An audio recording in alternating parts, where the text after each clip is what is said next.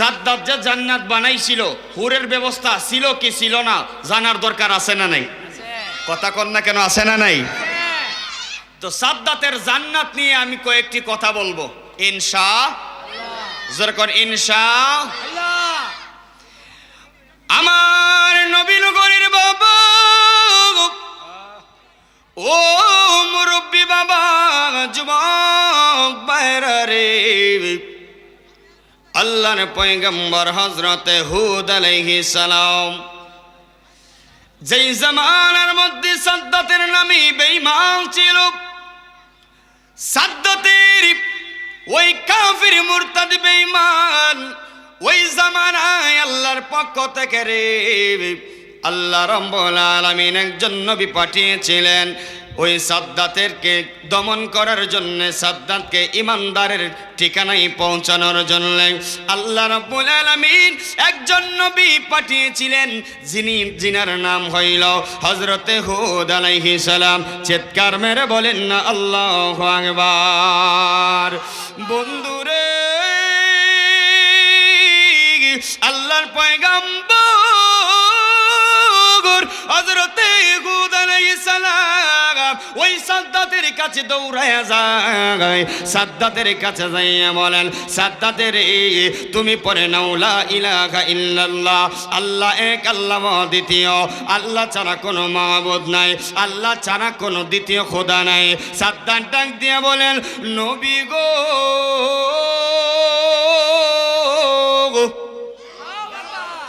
ও পয়গম্বর, আমি সাদ্দাত জানতে চাই কালিমা গ্রহণ করলে তার বিনিময়ে কি পাওয়া যাবে? ওই সাদ্দাতের জবাবে আল্লাহর পয়গম্বর হযরতে হুদ আলাইহিস সালাম ডাক দিয়া বলেন, সাদ্দাত তুমি যদি কালিমা গ্রহণ করো রে, তুমি যদি এই একাত্মবাদের তাওহীদে কালিমা মানো, আল্লাহ রাব্বুল আলামিন এই কালিমা মানার কারণে রে সাদ্দাত তোমাকে মরার পরে জান্নাত দান করে দিবে। জবান খুলে বলবেন নাকি সুবহানাল্লাহ? আর জোরে বলেন আল্লাহু আকবার বলেন। ডাক দিয়ে বলে, যদি তুমি কালিমা গ্রহণ করো, যদি তুমি কালিমা মানো রে সাদ্দাত, তা হইলে আমার আল্লাহ রাব্বুল আলামিন তোমাকে জান্নাত দান করে দিবে। এবারে সাদ্দাত ডাক দিয়ে বলেন, নবী গো, আমি কিছু প্রশ্ন করব, আপনি বিরক্ত হয়েন না, প্রশ্ন করো, অসুবিধা নাই, কিন্তু তুমি কালিমা মানতে হবে, ইমানদার হতে হবে তোমার, অসুবিধা নেই। সাদ্দাত ডাক দিয়ে বলেন, আমি কালিমা মানব, আমি কালিমা পড়ব, আমার শর্ত যদি আপনি নবী মানেন। কি শর্ত গো? শর্ত হইল আল্লাহ জান্নাত বানাইছে কি দিয়া? একটু জোরে বলেন সুবহানাল্লাহ। জান্নাত বানাইছে কে দিয়া? আজকে নবীনগর ওই পশ্চিম পাড়া যুবকরা জান্নাত সাজাইছে কি দিয়া? উপরে সামিয়ানা, নিচে বাঁশ। ঠিক ঠিক, কথা কন না কেন? ঠিক। এ বন্ধুরে, এই নবীনগরের যুবক জান্নাতের প্যান্ডেল সাজাইলো সামিয়ানা দিয়া, এই বাঁশ দিয়া, লাইট দিয়া। এবার সাদ্দাতটাকে দিয়া বলেন, মরার পরে যে আল্লাহ জান্নাত দিব, ওই জান্নাতটা কি দিয়া বানাইছে? আমি সাদ্দাতের জানার বড় আগ্রহ। ও হুদ পয়গম্বর, আপনি আমার জানায়া দেন। আল্লাহর পয়গম্বর হুদ ডাক দিয়া বলেন, সাদ্দাত, ও সাদ্দাত রে, ও সাদ্দাত, আমার আল্লাহ জান্নাতের এক একটা ইট স্বর্ণ দ্বারা বানাইছে রে। চিৎকার মেরে বলবেন নাকি আল্লাহু আকবার। আর কি দিয়া নে বাইরে জালা, ও মোর জালা রে জালা, কি দিয়া আনিবাই মুর্শিদের প্রেম জালা, ও গজলের জালা, কি দিয়া আনিবাই। জবান খুলে মহব্বতে বলেন না আল্লাহু আকবার। মারহাবা বলবেন না? মারহাবা। হুদ পয়গম্বর ডাক দিয়ে বলে, জান্নাতের এক একটা ইট স্বর্ণ দ্বারা বানাইছে। কি দিয়া বানাইছে? স্বর্ণ দিয়া বানাইছে রে। ডাক দিয়া বলেন, তাহলে কালিমা পড়ো। কোন নবী গো? আরেকটা প্রশ্ন আছে। কি প্রশ্ন? জান্নাত যেহেতু স্বর্ণ দ্বারা বানাইল, অসুবিধা নাই। আরেকটা প্রশ্ন হইল, আমি যদি কালিমা পড়ি আমি সাদ্দাত ইমানদার হয়ে যাব, আমি মুসলমান হয়ে যাব। আমার সামনে আজরাইল আসবে, আজরাইল আসলে আমার রূহটা নিয়ে যাবে, তখন আমি মরে যাব। মরার পরে ওই জান্নাতে আমি থাকব, অসুবিধা নাই। আমি জানতে চাই, আমি সাদ্দাত মরার পরে যেই জান্নাতে থাকব, ওই জান্নাতের ভিতরে আমাকে সেবা করার জন্য কোনো মানুষ আসেনি? আল্লাহর পয়গম্বর ডাক দিয়ে বলে, সাদ্দাতের ও সাদ্দাত, চিন্তা করিও না, আল্লাহ রাব্বুল আলামিন এক একটা জান্নাতীদের জন্য 70টা হরের ব্যবস্থা করেছেন। জবান খুলে বলেন না সুবহানাল্লাহ। আর জোরে বলেন আল্লাহু আকবার বলেন। এক একটা জান্নাতীদের জন্য 70টা হুরের ব্যবস্থা করা হয়েছে। ও নবীনগরের বাবারা, আমি জানতে চাই আপনাদের কাছে, আমরা কি ওই হুরের ব্যবস্থা, আদর আপ্যায়ন আমরা কি চাই কি চাই না? যেরকম চাই কে চাই না?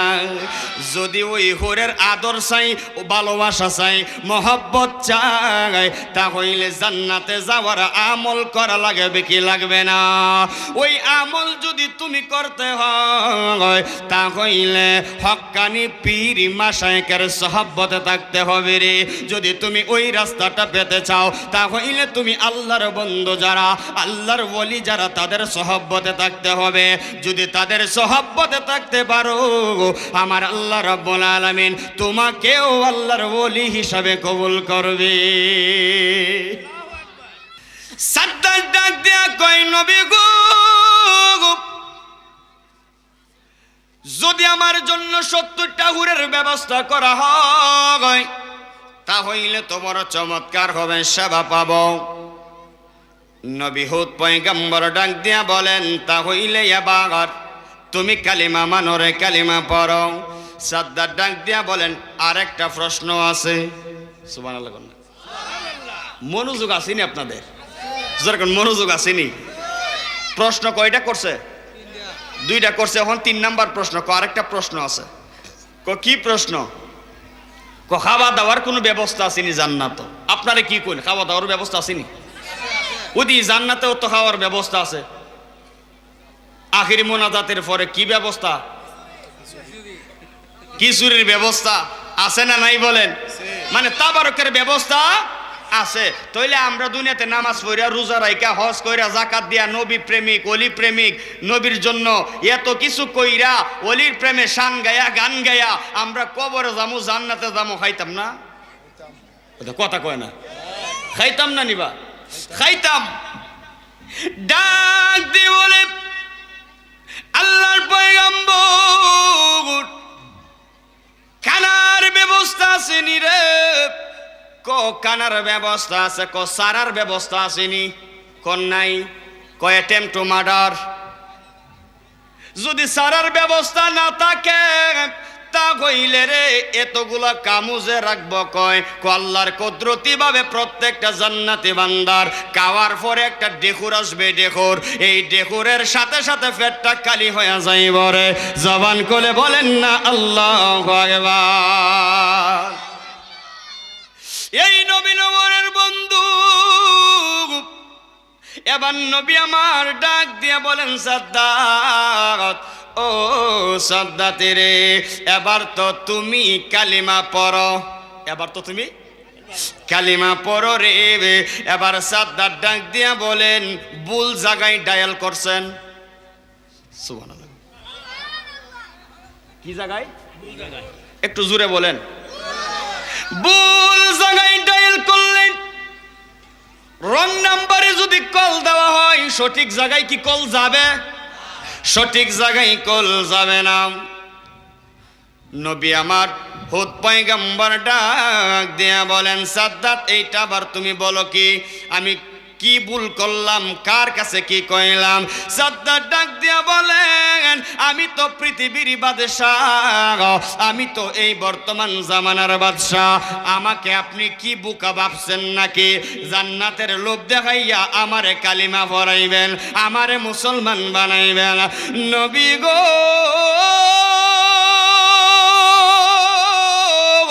আমি সাদ্দাতের এমন ক্ষমতা আছে গো, আপনি যেই জান্নাতের বর্ণনা আমাকে শোনাইলেন, আমার এমন ক্ষমতা আছে, এই ক্ষমতা দিয়া আমি নিজের সম্পদ দিয়া নিজেই দুনিয়াতে জান্নাত বানাইতে পারবো রে। নাউজুবিল্লাহ বলেন। এমন সম্পদ আমার আছে, ওই সম্পদ এত পরিমাণ আছে, আমি নিজের সম্পদ দিয়া আমি নিজেই জান্নাত বানাইতে পারবো। আমি তোমার আল্লাহর জান্নাতে যাইতে তো পাগল না, আপনার জান্নাতে আপনি যান, আর আমি সাদ্দাতের জান্নাতে আমার দল বললই আমি থাকবো। জোরে বলেন নাউজুবিল্লাহ। তিলকা হুদুদুল্লাহ ওয়া মাইতু বিল্লাহি রাসূলুহু ইদখিলকু জান্নাতিন تجري من تحتها الأنهار خالدين فيها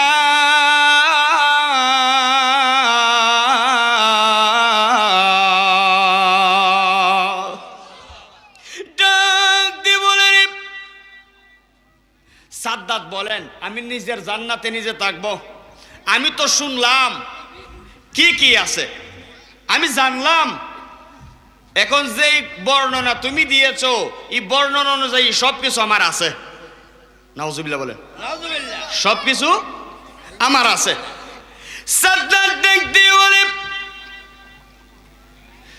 ও নবী আপনি চলে যান, আমি আমার জান্নাত বানাইতে আমাকে সময় দেন। এবার নবী চলে গেলেন।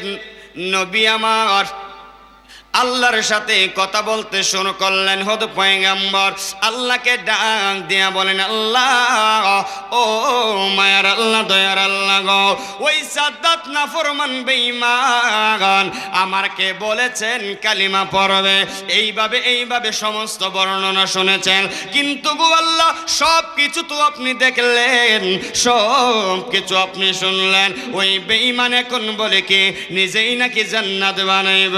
আমার আল্লাহ ডাক দিয়া কয়, পয়গম্বর, ও পয়গম্বর, চিন্তা করিও না, আপনি তার পিছন চাইরা দেখেন, আমি স্বয়ং আল্লাহ তার পিছন ধরলাম। জোরে বলেন মারহাবা। আল্লাহ যার সাথে থাকবে, দুইটা যদি বেঈমানদের কাছে যাই ওই তো খারাপ, আর ইমানদারের কাছে থাকলে, যেরকম ইমানদারের কাছে থাকলে ভালো হবে। ওয়াহুয়া বিকুল্লি শাইইন আলীম।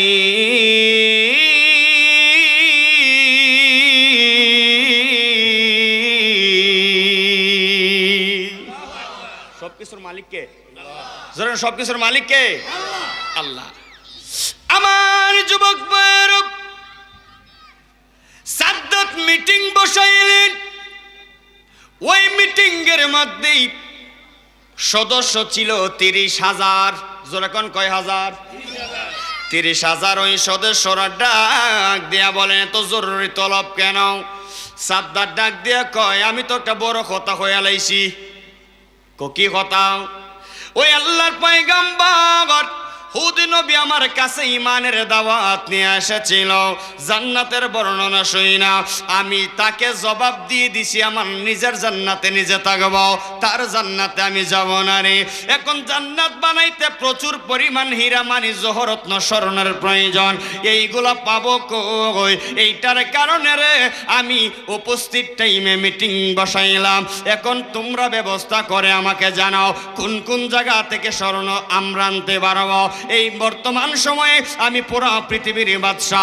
আপনাদের কাছে আরেকটা জিনিস জানায়া দিতে চাই রে, আরেকটা জিনিস জানায় দিতে চাই। আল্লাহ রাব্বুল আলামিন এই পৃথিবীতে 4 জনকে পুরা বাদশাহী দান করেছিলেন। 1 নাম্বার হইল বাদশা যুলকারনাইন, 2 নাম্বার হইল বাদশা সুলাইমান পয়গম্বর। আর বেঈমানের মধ্যে 1 নাম্বার হইল বখতে নসর মানে সাদ্দাত, 2 নাম্বার হইল নমরুদ্দা। চিৎকার মেরে বলেন না আল্লাহু আকবার। পুরা পৃথিবীর বাদশাহী দান করেছিল রে। ওই সাদ্দাত মিটিং এর মধ্যে বিল পাস হয়ে গেল। কোন বিল পাস হয়ে গেল রে? ডাক দিয়া বলেন পুরা পৃথিবীর মধ্যে আমার লোকগুলো চলে যাও, যেই যেই দেশের মধ্যে স্বর্ণ পাইবা জোরে কৌশলে যেই ভাবে পারো স্বর্ণ আইনা স্বর্ণের পাহাড় বানায়া দাও। লম্বা ঘটনা সংক্ষেপ করে দিলাম। এবার যখন লোকগুলো স্বর্ণ আনতে শুরু করলো, হীরা মানি জহরত্ন আনতে শুরু করলো, আপনারা জবান খুলে বলেন এক একটা দেশের মধ্যে স্বর্ণ আছে না নাই? বলেন জোরে, কোন আছে না নাই? স্বর্ণগুলো একত্রিত করতে করতে, স্বর্ণগুলো একত্রিত করতে করতে ওই স্বর্ণগুলো সারা পৃথিবী থেকে লুট করে আইনা স্বর্ণের পাহাড় এত পরিমাণ বড় করলেন। ওই সাদ্দাত ডাক দিয়ে বলেন এই পৃথিবীর মানুষেরা রে, এখন আমি সাদ্দাত জান্নাত বানাইতে আর কোনো অসুবিধা হবে না। আমার ভাইয়ারা স্বর্ণের পাহাড় করলেন। এত পরিমাণ স্বর্ণ সাদ্দাত জমা করলেন রে। এ নবী নগরের বাবারা, ওই সাদ্দাত আরেকটা মিটিং বসাইলেন। জান্নাত বানাইবে কিসের মাধ্যমে? স্বর্ণ দিয়ে জান্নাত বানাবে। এখন কাজের লোক পাবে কই? ইঞ্জিনিয়ার পাবে কই? দক্ষ ইঞ্জিনিয়ার একজনকে বাছাই করলেন। ওই ইঞ্জিনিয়ার ডাক দিয়ে বলেন আপনার যেই পরিকল্পনা, যেইভাবে আপনি ডিজাইন করলেন, আপনি ঘর বানাইবেন, জান্নাত বানাইবেন, ওই ঘর যদি আপনি বানাইতে চান তাহলে প্রচুর পরিমাণ কাজের লোক লাগবে রে। কিতাবের মধ্যে আসছে, বুখারী শরীফের হাদিস, আল্লাহর পয়গম্বরকে সাহাবায়ে কেরাম আরজ করলেন ইয়া রাসূলুল্লাহ, ইয়া হাবিবাল্লাহ, নবী গো, ও মায়ার নবী, দয়ার নবী গো, সাদ্দাত যখন জান্নাতের কাজ শুরু করলো ইয়া রাসূলুল্লাহ, তখন কাজের লোক ছিল কয় হাজার। আল্লাহর পয়গম্বর ডাক দিয়া বলেন সাহাবীরা রে, ও সাহাবীরা, সাদ্দাতের জান্নাত বানানোর কাজের লোক ছিল 50,000। আর জোরে বলেন আল্লাহু আকবার। কয় হাজার? 50,000 কাজের লোক ছিল। 25,000 স্বর্ণ দিয়া ইট বানায়, আর 25,000 ইটগুলো সাজায়া সাজায়া রুম বানায়। এইভাবে রে নবীনগরের বাবারা 48,000 রুম দিয়া জান্নাত বানাইল। কয় হাজার? আরে জান্নাত নেন না, কয় হাজার? 48,000। এক একটা রুম মনে করেন না ছোট, এমন ছোট যে 2 জন থাকতে পারবো, এইরকম না তো। সাদ্দাতের জান্নাত রুমগুলো এমন বড় ছিল, এক একটা রুম ছিল প্রায় 6.5 মাইল। আল্লাহু আকবার কয় না? টিহা লাগবো, পয়সা লাগবো, একটু জোরে কোন আল্লাহু আকবার। একজন নবী আসিল গো সোনার মদিনায়, আরে যার প্রেমেতে মজনু রূপে, যার প্রেমেতে মজনু রূপে নিজেই রাব্বানা, একজন প্রেমিক আসিল গো সোনার মদিনায়। ঠিক না বেটি? ওই সাদ্দাত 50,000 কাজের লোক দিয়া 48,000 বিশিষ্ট রুম দিয়া একটা জান্নাত বানাইল। মারহাবা বলেন। ওই জান্নাতটা কোন জায়গায় ছিল জানেননি? একটু পরে বলবো, নাহলে মজা নষ্ট। ঠিক না বেঠিক বলেন?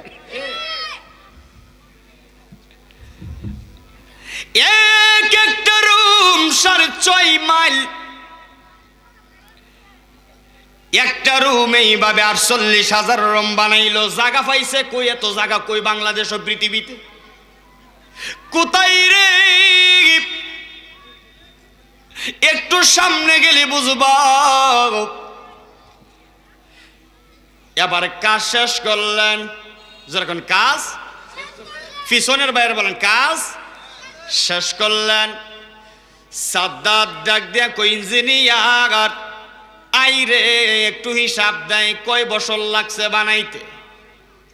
ভালো একটা বিল্ডিং যদি নবীনগরে বানাও 1-1.5 বছর সময় তো চোখ বন্ধ কইরা জাগা। হাইরে ইঞ্জিনিয়ার ডাক দিয়া বলেন, ও বাদশা মহোদয়, সাদ্দাত জান্নাতের কাজ কমপ্লিট। আরেকজন ডাক দিয়া কয়, কি আর কমপ্লিট? আরেকটা জিনিস বাকি আছে। মারহাবা কয় না? আরেকটা জিনিস বাকি আছে। কি জিনিস? হুদ নবী কইছিল, আমি শুনছিলাম যে আল্লাহর জান্নাতে নাকি সেবিকা থাকবো হুর। এখন তোমার জান্নাত তো হুর পাইবা কই? কথা কয় না, হুর পাইবা কই? সাদ্দাত কই, নো টেনশন, দো ফুর্তি, চিন্তা নাই। আরে আমি তো 2 নাম্বার খুদা। কয় নাম্বার? আমি তো আর 1 নাম্বার না যে তোরার লাগে 1 নাম্বার জিনিস দিমু। আমি যেহেতু 2 নাম্বার জিনিস দিয়ে হইলো, তোর আর তৃপ্তিটা আমি দিয়ে দিমু। কজা দেশের মধ্যে ঘুরে ঘুরে যত যুবতী আর সুন্দরী ফুইরাই আছে, সব যেটার বিয়া হইছে না, এগুলার দৈরে দৈরে আনবে 48,000। কয় হাজার? 48,000। আমি তো আর 1 নাম্বার খোদা না, আমি তো 2 নাম্বার। তে আমি একজনের লাগে 70টা ফামু কই? একজন করে 1 রুম দিব, আর আমার যত লোক যাইব তারারে এই লোকটা সেবা করবো। নাউজুবিল্লাহ কর না। আমার ভাইয়ারা, বাবারা, বন্ধুরা, সাদ্দাত ডাক দিয়ে বলে, রে ও ইঞ্জিনিয়ার, আর কোন সমস্যা আসেনি? কন্যা সাদ্দাত ডাক দিয়া কয়, স্বর্ণ কিছু অবশিষ্ট আসেনি, বাকি কিছু রয়ে গেছে। যদি স্বর্ণ তাকে নষ্ট করার দরকার নাই, একটা কাজ করো রে, আমার রাজপ্রাসাদ থেকে আমার বানানো জান্নাত পর্যন্ত স্বর্ণ দিয়া একটা রাস্তা বানায়া দে। অসুবিধা নাই। তার রাজপ্রাসাদ থেকে জান্নাত পর্যন্ত যেই রাস্তাটা স্বর্ণ দিয়া করছে 22 বছর লাগছে সময়। কয় বছর? 22 বছর লাগছে শুধু রাস্তাটা। এবার সাদ্দাতকে ইঞ্জিনিয়ার হিসাবে দেয়। কথাটা শূন্য কিন্তু একসাথে সবাই সুবহানাল্লাহ কোন লাগবে, নাইলে আমি বড় বেজার হমো। এবার ইঞ্জিনিয়ার ডাক দিয়া বলেন, ও বাদশা মহোদয়, সাদ্দাত গো, আপনি হিসাব চাইছিলেন জান্নাতটা বানাইতে সময় লাগছে কতটুকু? 50,000 শ্রমিক লাগাইয়া ওই জান্নাতটা বানাইতে 48,000 রুম দিয়া, 48,000 মেয়ে দিয়া, 48,000 লাইটিং বাইটিং করে এমন চমৎকার ভাবে এই জান্নাতটা বানাইলাম। আমি হিসাব করে দেখলাম 1 বছর 2 বছর নয়, 3 বছর 10 বছর 50 বছর নয়। ও বাদশা মহোদয়, এই জান্নাতটা বানাইতে আমার কাজের লোকের সময় লাগছে 400 বছর। আল্লাহু আকবার বলেন। আরে 400 বছর সময় লাগছে রে নবীনগরের বন্ধু ওই সাদ্দাতের জান্নাতটা বানাইতে। এখন এই জায়গার মধ্যে একটা জিনিস ক্যালকুলেশন করলাম, যেই কাজের লোকগুলো 400 বছর লাগাইয়া জান্নাতে বানায়, আমার আল্লাহ তাদেরকে হায়াত দিছে কয়শো বছর? কথা কয় না? যেই লোকগুলো 400 বছর লাগাইয়া জান্নাত বানাই, তার হায়াত থাকবো কয় বছর? কথা কয় না। এবার কিতাবের মধ্যে ডাক পাইলাম, আমার আল্লাহ সাদ্দাত রে হায়াত দিছিলেন 950 বছর। মারহাবা কয় না? আমার মন হইতেছে, মন একবার তিতা লাগতেছে। তারে মাটিও কাইনা জমে বসই না গো নবীর প্রেমিক যেই জোনা ঠিক না বেটি আমার ভাইয়ারা 950 বছর সাদ্দাত্রী আল্লাহ হায়াত দিছে এইটাই আপনারা অবাক হয়ে গেলেন আরেকটা কথা শুনলে মাথা নষ্ট হয়ে যাইব এই মাথা নষ্ট করা হইল কি জানেন না বাদশা সুলাইমান নবীকে আমার আল্লাহ হায়াত দিছিলেন 1200 বছর শুধু সেইটা নয় বাদশা জুলকারনাইনকে আমার আল্লাহ হায়াত দিছিলেন 1600 বছর একটু জোরে কোন ডাক দিয়া বলেন 1600 বছর বাদশা জুলকারনাইনকে হায়াত দিলাম রে আর আপনি আমার নবীকে আমার আল্লাহ হায়াত দিছে মাত্র 63 বছর কয়শো বছর মাত্র 63 বছর 63 আমাদের হায়াত অল্প যেরকম আমাদের হায়াত অল্প কিন্তু আমাদের দাম বড় বেশি সুবহানাল্লাহ বলেন আমাদের হায়াত কম আমাদের দাম বেশি মারহাবা কইতেন না কেমন দাম আপনাদের নবীনগরের লোহার কেজি কত কথা কইলে একটু ভাল লাগবো আমি মনে করি লোহার কেজি কত আচ্ছা কেউ 40 কেউ 60 কেউ 90 আমি সব বাদ দিয়া ধরলাম 1000 তো না 50 60 হইব আমি ধরলাম 1000 জোরে কোন কত 1000 টাকা ধরলাম লোহার কেজি 1 কেজি স্বর্ণের দাম কত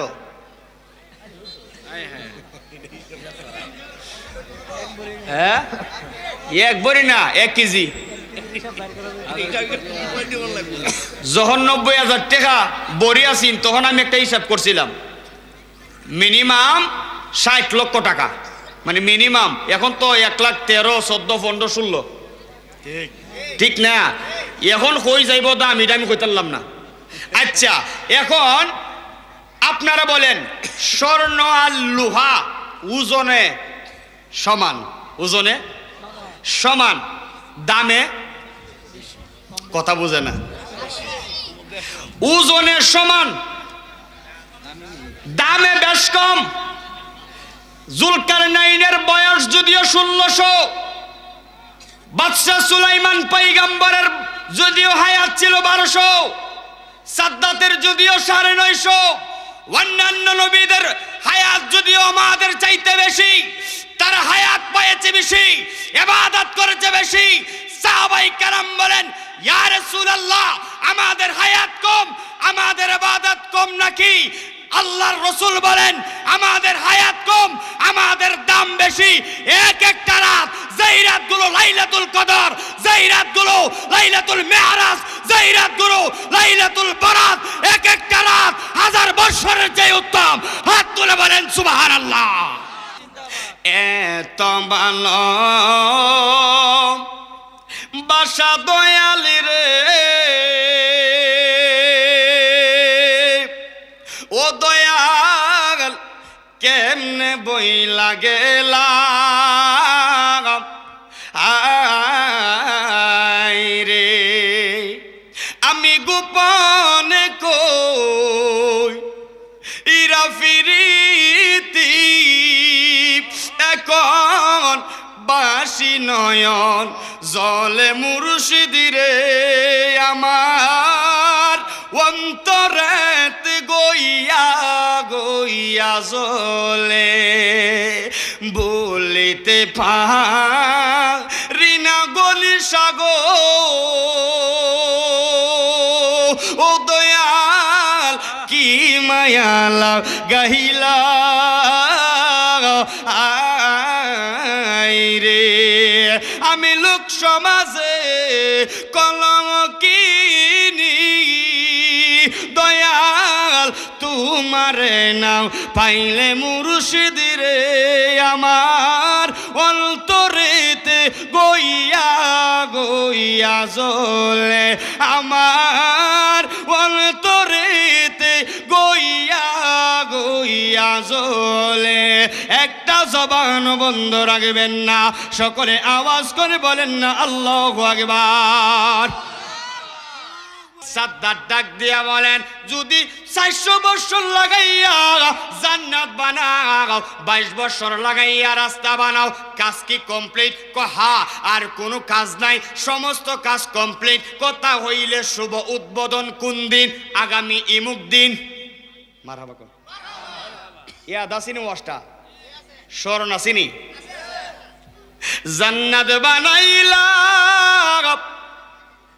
এই যে এটা কি সীতারামপুরের যে নতুন ব্রিজটা, সীতারামপুর না, এই ব্রিজের জন্য নবীনগরের সাথে অনেকে বিচ্ছিন্ন ছিল, নৌকা দিয়ে আসা লাগতো। কিন্তু ব্রিজটা ওতে সোজা লাভ হয়েছে না, লাভ হয়েছে না, লাভ হয়েছে। এইটা ব্রিজটা উদ্বোধন করার জন্য একটা অনুষ্ঠান হয়েছে কিনা? উদ্বোধনের দিন কি 1-2 জন মানুষ ছিল না, অনেক মানুষ। হ্যাঁ, বুঝালেছেন। সাদ্দাত যদি 400 বছর লাগাইয়া জান্নাত বানায়, এইটার উদ্বোধনের আয়োজন কি ছোট হবে না বড়? অনেক বড়। কেমন বড়? সাদ্দাত ডাক দিয়া কয়, কোন ফরখা ফরখিনীরে দাওয়াত করিস না রে, আমার এই রাজকীয় জান্নাত শুভ উদ্বোধন করব 40,000 বর্দ লোক লইয়া, যাদের টাকা আছে, পয়সা আছে, দন দৌলত আছে, মানে হাই স্ট্যান্ডার্ড ফ্যামিলি। 40,000 গোড়া থাকবো, 40,000 গোড়ার উপরে 40,000 মানুষ থাকবো। তারা টাইকোট পয়রা, চমৎকার ভাবে তারা পোশাক আদি পয়রা আমার সাথে তারা জান্নাত উদ্বোধনে শরীক হইব। সময় খুব সংকীর্ণ আমার নবীনগরের বাবারা, এবার টাইম হয়ে গেল, সময় হয়ে গেল। 40,000 ওই গুড়া লইয়া 40,000 বর্দ লোক টাইকোট পয়রা জান্নাত উদ্বোধন করার জন্য লাইনে দাঁড়ায়া গেলেন। মারহাবা। সাদ্দাত স্বর্ণের মুকুট পরলেন। কি পরলেন? স্বর্ণের মুকুট পরলেন, রাজকীয় পোশাক পরলেন, পয়রা সামনের গোড়ার মধ্যে উঠলেন। ওঠার পর রওনা হয়ে গেল তার বানানো জান্নাত উদ্বোধন করবে। যেতে যেতে যেতে যেতে জান্নাতের খুব কাছাকাছি চলে গেলেন। এবার সাদ্দাত ডাক দিয়ে কয়, তোমরা পিছনে যারা আছো তোমরা এখানেই দাঁড়াও, আমার গোড়া এখানেই থামবে, আমি এখান থেকে নামবো, তারপরে জান্নাতে যাব। গোড়া থেকে একটা কদম জমিনে রাখলেন, আল্লাহ আজরাইলকে ডাক দিলেন।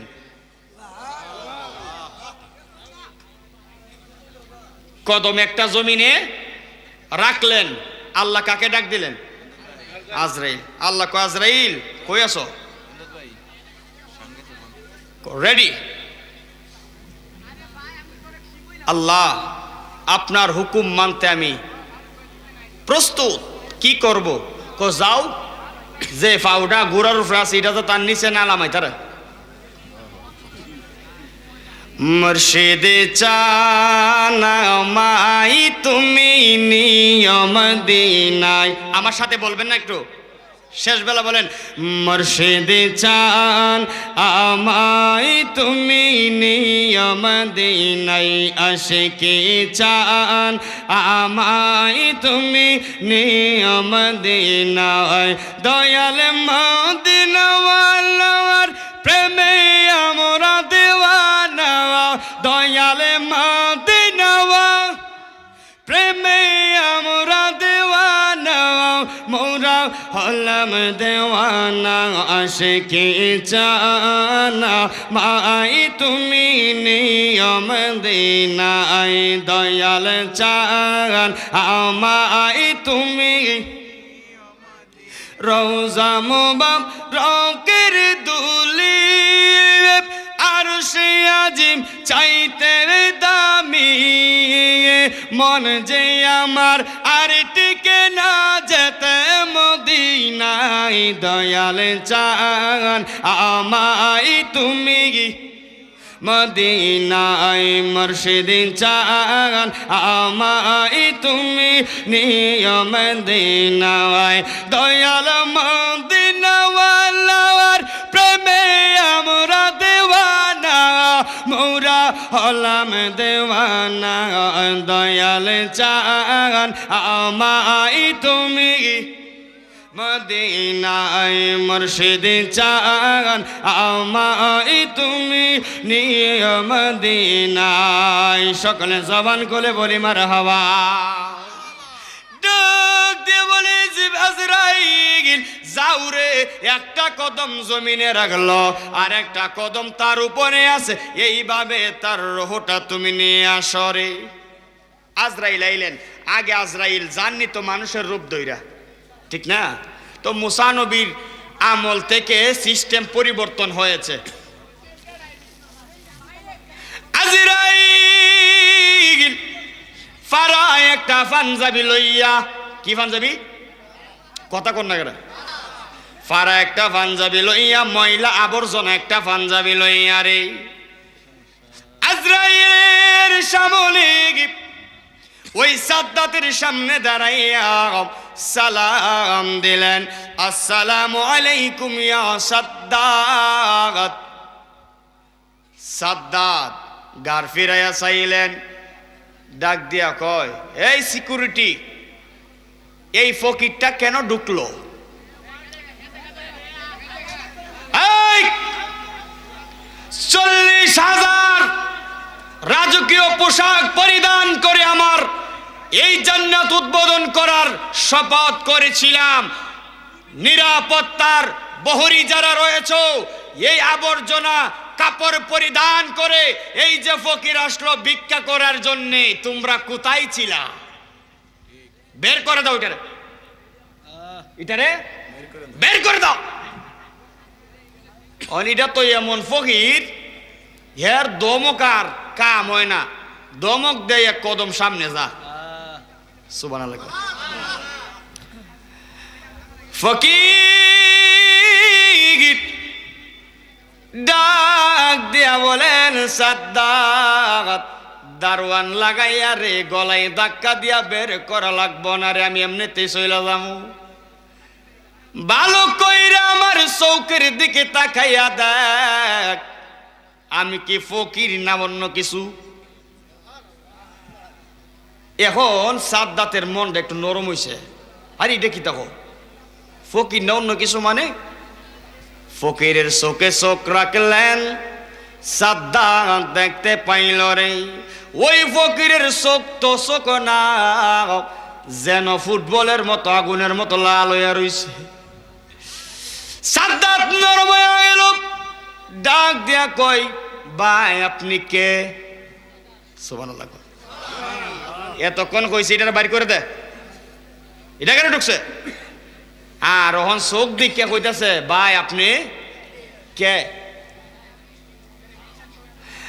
ওই ফকির ডাক দিয়ে বলে সাদ্দাত আমি আর কেউ না আনা মালাকাল মাউত হযরতে আজরাইল রে